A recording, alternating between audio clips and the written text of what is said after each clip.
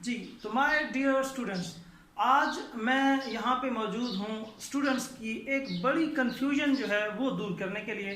Students को एक बहुत बड़ी कन्फ्यूजन होती है। अमूमन ये मुझसे सवाल पूछा जाता है कि सर, बुक में कई जगह पे जो है वो ये लिखा होता है कि एनाइंस आर अबेंडेंट, और कहीं पे लिखा होता है कि कैटाइंस आर अबेंडेंट।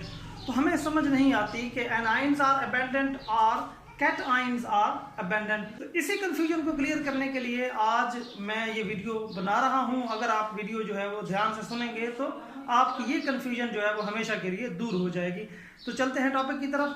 सबसे पहले तो ये क्लियर कर लें कि मॉलिक्यूलर आइंस और चीज़ है और पॉली एटॉमिक आइंस जो है वो और चीज़ है। यानी मॉलिक्यूलर आइंस जो है वो एक डिफरेंट चीज़ है और पॉली एटॉमिक आइंस जो है वो और चीज़ है। मॉलिक्यूलर आइंस क्या है? मॉलिक्यूलर आइंस मॉलिक्यूल्स से बने होते हैं, यानी पहले वो मॉलिक्यूल होगा और फिर वो आयनाइज किया जाएगा तो वो बन जाएगा मॉलिक्यूलर आयन। जबकि जो पॉली एटॉमिक आयंस हैं ये कभी मॉलिक्यूल नहीं थे, ये पॉली एटॉमिक आयंस हैं, यानी बहुत से एटमों पे 2, 4, 5 एटमों पे मुश्तमिल आयनिक कंपाउंड के एनाइंस हैं। यानी ये पॉली एटॉमिक जो आयंस हैं ये दरअसल आयनिक कंपाउंड के एनाइंस हैं, जबकि ये जो मॉलिक्यूलर आयंस हैं ये मॉलिक्यूल्स से बने हैं। तो यहीं से आपकी जो है वो सारी बात क्लियर हो जाती है। मॉलिक्यूल्स की बात की जाए तो मॉलिक्यूलर कैटाइंस और एनाइन में से मॉलिक्यूलर कैटाइंस अबेंडेंट है, और अगर यहाँ पॉली एटॉमिक आयंस और पॉली एटॉमिक कैटाइंस की बात की जाए तो पॉली एटॉमिक आयंस जो हैं वो अबेंडेंट है। यानी ये दो डिफरेंट चीज़ें, मॉलिक्यूलर आयन उनमें से मॉलिक्यूलर कैटाइंस अबेंडेंट है, और पॉली एटॉमिक आयंस में से पॉली एटॉमिक कैटाइंस की बजाय पॉली एटॉमिक एनाइंस जो हैं वो अबेंडेंट है। तो आ जाते हैं इसकी कुछ एग्जांपल्स पे। तो कैटाइंस जो हैं जो अबेंडेंट होते हैं, फॉर एग्जांपल हम कहते हैं कि मॉलिक्यूलर कैटाइंस आर अबेंडेंट, तो वो फॉर एग्जांपल CH4 एक मॉलिक्यूल है, इसमें से अगर एक इलेक्ट्रॉन आप खारिज कर देंगे तो एक कैटाइन बन जाएगा। इसी तरीके से CO कार्बन मोनोऑक्साइड आपको पता है एक मॉलिक्यूल है, उसमें से इलेक्ट्रॉन खारिज करेंगे तो वो जो है वो कैटाइन बन जाएगा। नाइट्रोजन जो है वो एक मॉलिक्यूल है, उसमें से इलेक्ट्रॉन खारिज कर देंगे तो वो कैटाइन बन जाएगा। तो ये सारे मॉलिक्यूलर कैटाइंस हैं जो पहले मॉलिक्यूल थे और उसमें से जब आपने इलेक्ट्रॉन खारिज किया तो वो मॉलिक्यूलर कैटाइंस जो है वो बन गए। जो एनाइंस हैं वो और चीज है। जो एनाइंस हैं ये आयनिक कंपाउंड का हिस्सा है। जैसे आपको पता है आयनिक कंपाउंड में पॉजिटिव आयन होते हैं कैटाइंस और उनके साथ एनाइंस होते हैं। तो पॉजिटिव आयन अमूमन मेटल होते हैं और उनके साथ जो एनाइंस हैं वो पॉली एटॉमिक एनाइंस होते हैं, जो कि अब देखिए मेटल्स बहुत ज्यादा हैं तो उनको काउंटर करने के लिए जो नॉन मेटल्स हैं उतनी नहीं है, तो उस कमी को पूरा करने के लिए ग्रुप ऑफ एटम्स जो है मिल के उस अबेंडेंस को पूरा करते हैं। वो कैसे? यहाँ पे फॉर एग्जांपल मैं आपको मिसाल देता हूँ, ये CO3 है तो आप ये K2CO3 आपने सुना होगा, Na2CO3 आपने सुना होगा, CaCO3 आपने सुना होगा। इसी तरीके से ये K2SO4 है या CaSO4 है, ये सल्फेट है, या K2Cr2O7 है, PO4, KMnO4। आपने देखा कि इनमें यानी ये जो एनाइंस हैं जो कि किसी ना किसी आयनिक कंपाउंड का हिस्सा होते हैं। पॉली एटॉमिक बहुत से, यानी कार्बन और ऑक्सीजन 3 एटम है, एक कार्बन का एटम है, 3 ऑक्सीजन के एटम है, तो ये पॉली एटॉमिक एनाइन है। उम्मीद है आपको ये क्लियर होगी। अब इसकी जो है वो मैं वजह बयान करना चाहूँगा इस पॉइंट ऑफ व्यू से कि अगर आपको जो है वो पेपर में पूछी जाती है तो आप उसको कैसे जो है वो एक्सप्लेन करेंगे या पेपर में आप उसको कैसे राइटिंग में देंगे। तो वो चलते हैं। हाँ जी, तो पहला क्वेश्चन जो है इसमें आता है कि why molecular cations are more abundant than molecular anions. Why molecular cation यानी मॉलिक्यूलर कैटाइन जो हैं वो क्यों ज्यादा बहुतायत में पाए जाते हैं मॉलिक्यूलर एनाइंस की निस्बत। तो उसका आंसर है कि as we know molecules are stable species. हमें पता है कि मॉलिक्यूल्स जो हैं वो स्टेबल स्पीशीज होती हैं, सो दे डू नॉट गेन और लूज इलेक्ट्रॉन। अब जो चीज स्टेबल है तो ना तो वो इलेक्ट्रॉन देगी ना ही इलेक्ट्रॉन लेगी, क्योंकि वो स्टेबल है, उसको इलेक्ट्रॉन लेने देने की जरूरत नहीं है। As it will create destabilization, यानी अगर वो इलेक्ट्रॉन लेगी या देगी तो वो क्या होगा, डिस्टेबलाइजेशन जो है वो काज होगी।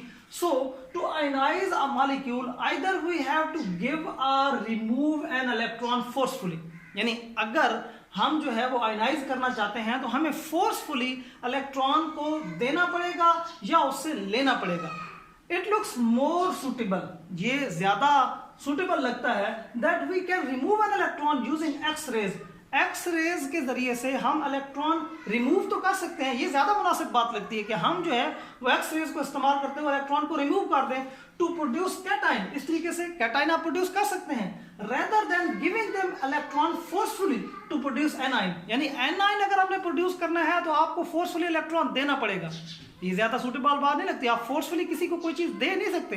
हाँ, फोर्सफुली आप उससे कोई चीज ले सकते हैं। तो एक्स रेज के जरिए से आप फोर्सफुली जो है वो कैटाइंस प्रोड्यूस कर सकते हैं, मॉलिक्यूलर कैटाइंस, क्योंकि मॉलिक्यूल स्टेबल होता है तो मॉलिक्यूलर कैटाइंस जो है वो एक्स रेज के जरिए से आप प्रोड्यूस कर सकते हैं, जबकि फोर्सफुली जो है मॉलिक्यूलर एनाइंस आप प्रोड्यूस नहीं कर सकते। This is what happens in mass spectrometer, और यही मास स्पेक्ट्रोमीटर में भी होता है। ये एक आला है जिसमें जो है हम स्टडी करते हैं।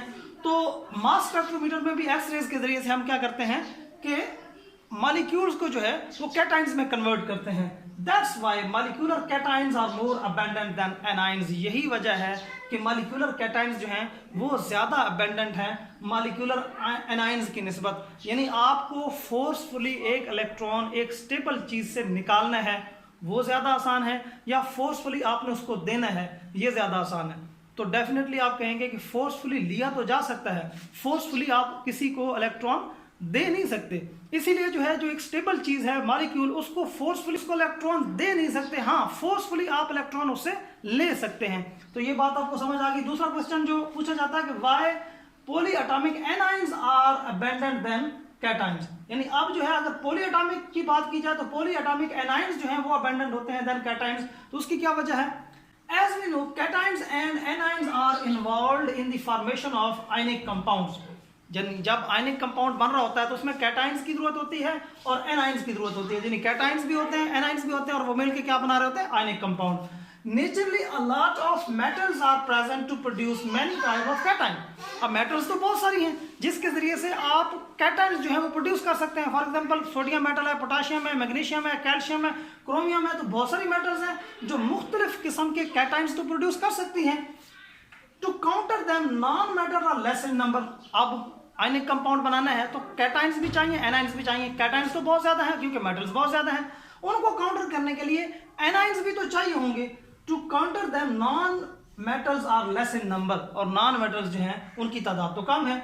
To produce monoatomic anions. अब मोनो एटॉमिक यानी एक एटम पे मुश्तमिल एनाइन प्रोड्यूस करने के लिए नॉन मेटल्स उतनी नहीं हैं।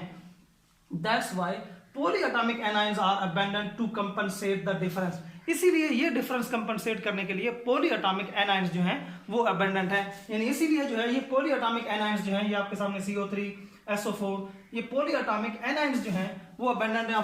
उम्मीद है आपको ये टॉपिक जो है वो अच्छी तरीके से समझ आई होगी। अगर समझ आई है तो बेटा आप ज़रूर इसको लाइक करें ताकि हमें अप्रिसिएशन मिले। अल्लाह हाफिज़।